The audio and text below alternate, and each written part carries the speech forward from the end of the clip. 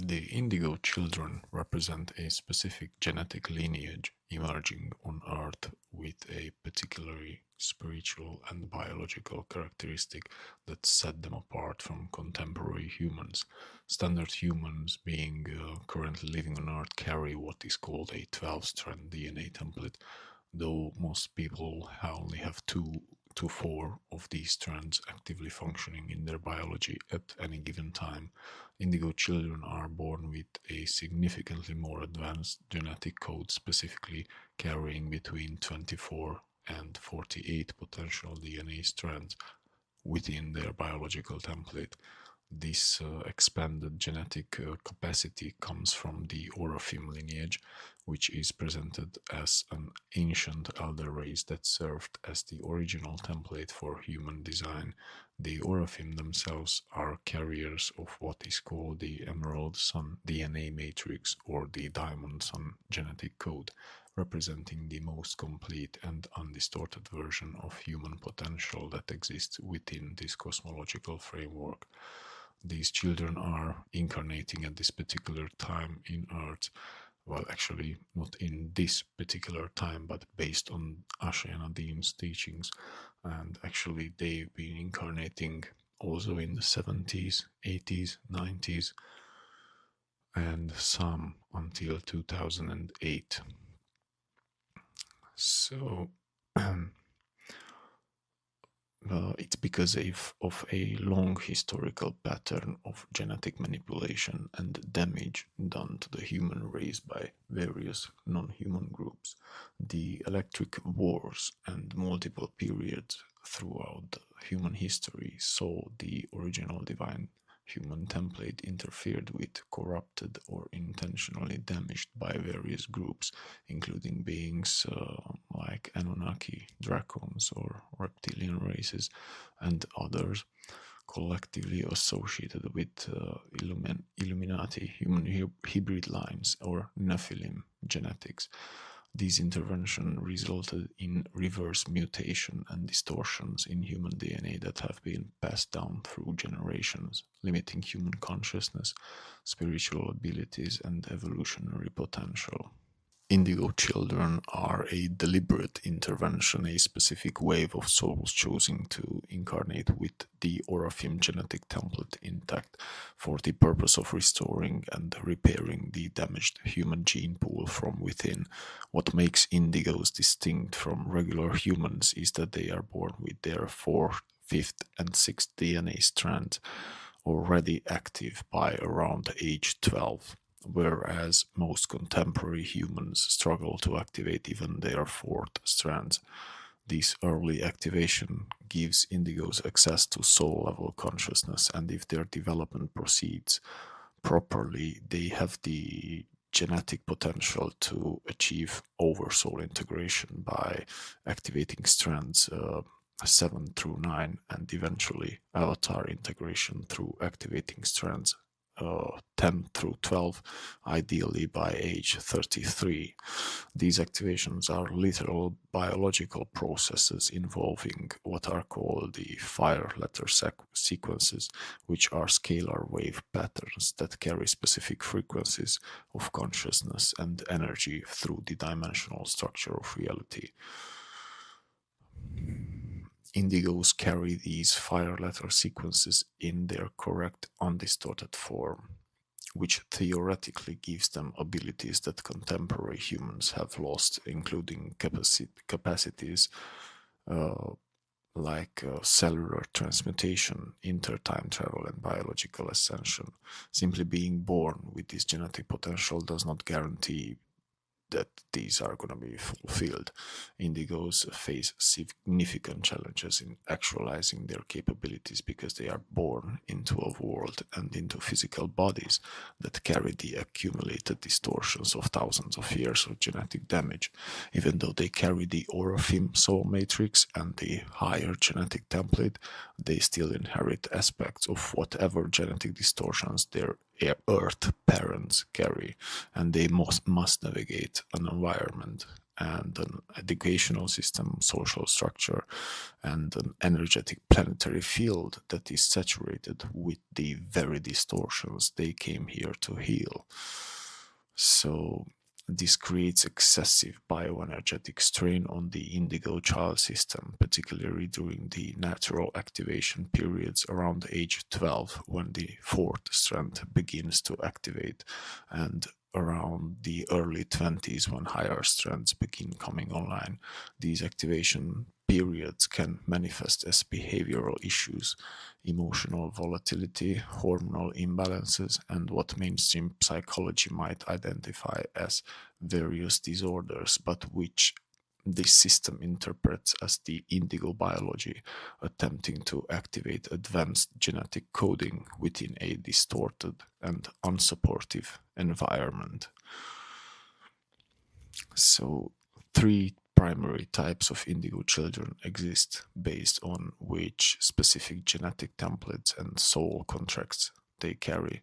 Type 1 indigos are the most stable and functional, carrying what is called a Melchizedek or other high-level elder race genetic overlay with minimal Nephilim distortion in their parental DNA lines.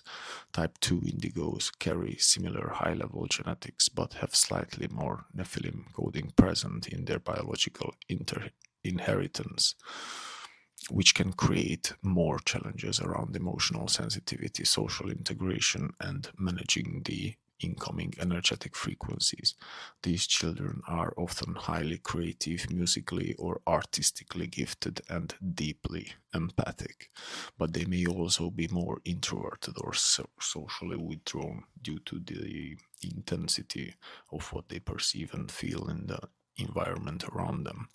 Both type 1 and type 2 indigos essentially have one coherent identity, trying to express itself through a biological vehicle or a body that may have varying degrees of interference or distortion to work through. Type 3 indigos represent a fundamentally different and far more challenging situation. Type 3 indigos are children in whom an Oraphim level soul has chosen to incarnate into a biological body that carries significant active Nephilim genetic coding from both parents. This is not a mistake or accident, but a deliberate choice made by the Oraphim consciousness, a kind of rescue mission or genetic healing contract in which the advanced soul agrees to enter into a compromised biological vehicle for the specific purpose of attempting to override and transmute the Nephilim distortions from within. In type 3 indigos, there are literally two distinct identities inhabiting the same biological form simultaneously. It's crazy. One identity is the Oraphim soul trying to activate the higher DNA strands and express its advanced consciousness, spiritual awareness, and benevolent intentions through the physical body, and the other identity is the Nephilim genetic program, which carries what are called reverse or opposite fire letter sequences that run counter to the Oraphim coding. That reverse sequences are not merely passive distortions but active patterns with their own kind of intelligence and agenda, patterns that were deliberately engineered into human genetics by the various groups that manipulated humanity's DNA throughout history. And when the Oraphim soul begins activating the 4th through 6th DNA stands around age 12, attempting to bring through its higher consciousness and abilities, the Nephilim coding simultaneously activate its own reverse patterns. The result is an internal war within the child's biology and consciousness, with two fundamentally incompatible programs trying to run through the same nervous system, the same brain, the same emotional body, and the same sense of identity at the same time. This creates the extreme behavioral swings that characterize type 3 indigos, children who can appear angelic, wise, deeply compassionate, and spiritually aware in one moment, and then seem to completely flip into what appears to be a different personality that is manipulative, destructive, testing every boundary apparently unable to distinguish right from wrong, and sometimes capable of shocking cruelty or even violence. The child is literally not in control of which identity is dominant at any given moment, because the two genetic programs are fighting for dominance within the same biological system. And just a side note that, as Ashayana Deane said, there is very little amount of type 3 indigos who are aware of their contract. Very, very few. Very, very few. And not all indigos know they have a contract. There are some, but most of them, they just know that they have some mission on this planet. But that's why Ashayana Deane's teachings are so important for people who feel drawn to it and attracted to it, because they basically tell you who you are and why do you feel that way, and which is the way out, basically. So back to the teachings of Ashayana Deane about the Indigo Children.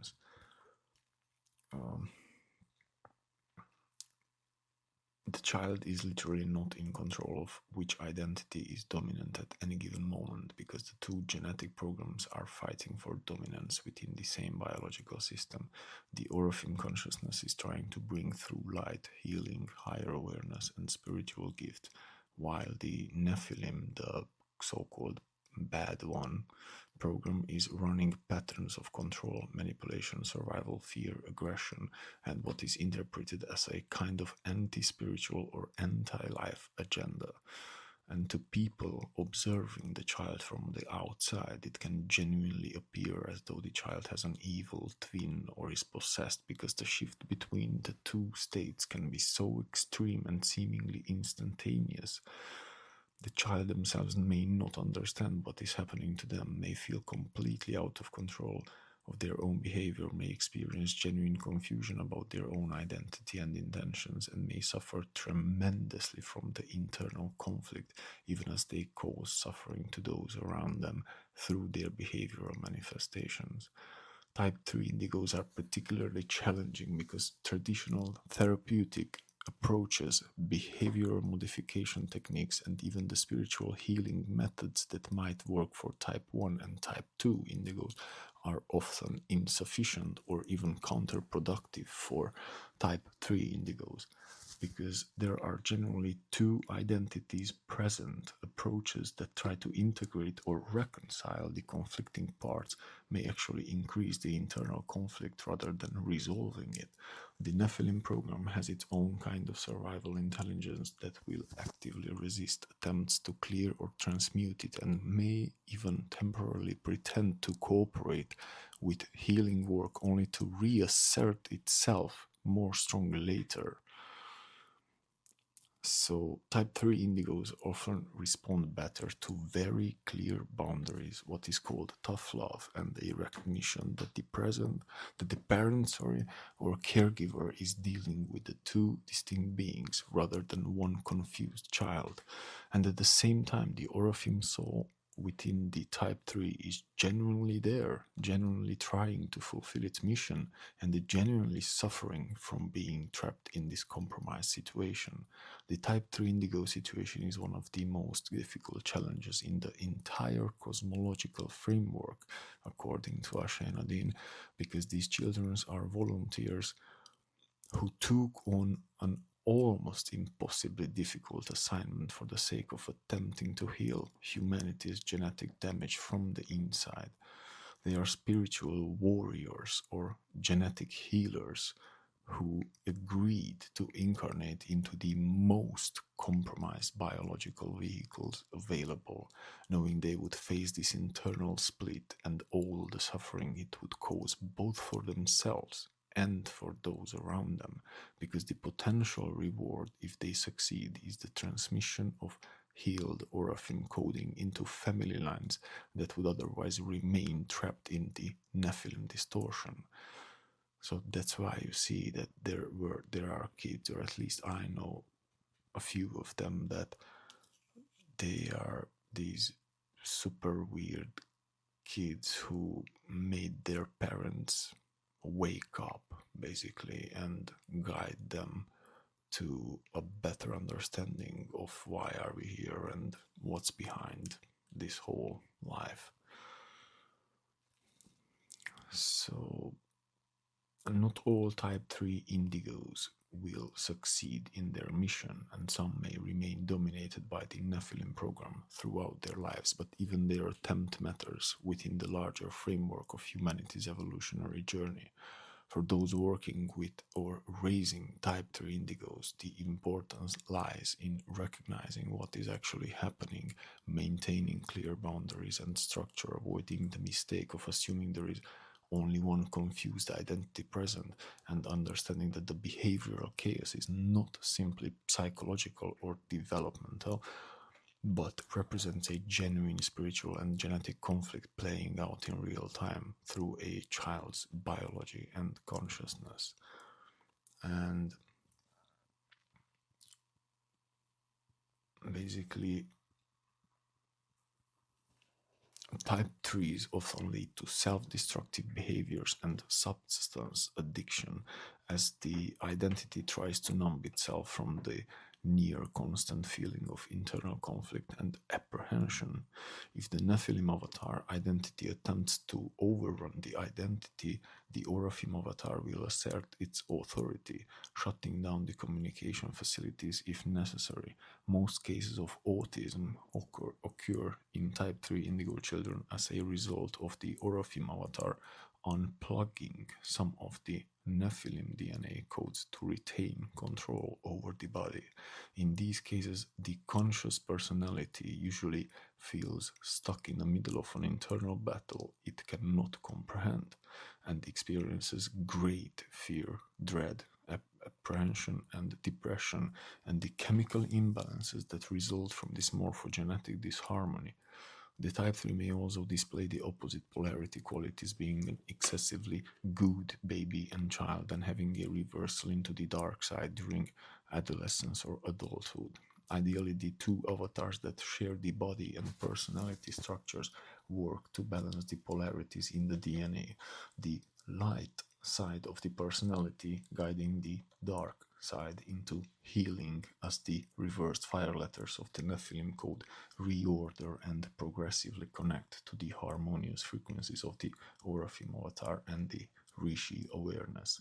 Usually type 3 indigos will not complete soul integration by age 12 or be able to activate their latent Oraphim physical ascension potentials.